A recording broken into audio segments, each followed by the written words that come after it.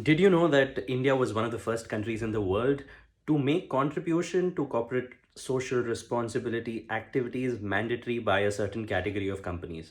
Now, what category of companies are these? Companies making net profits of over 5 crore in a year, or having a net worth of over 500 crores, or an annual turnover of over 1000 crores need to calculate their average net profit for 3 years and contribute minimum 2% of it to CSR activities through the mode of certain charitable organizations. Now, these organizations could be registered as Section 8 companies or trusts or societies.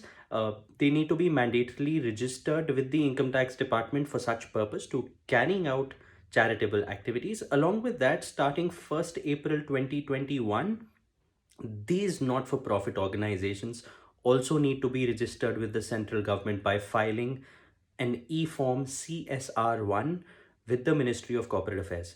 This is a mandatory requirement for any not for profit organization which does not carry out this registration will not receive any more CSR funds from companies who need to carry out these activities.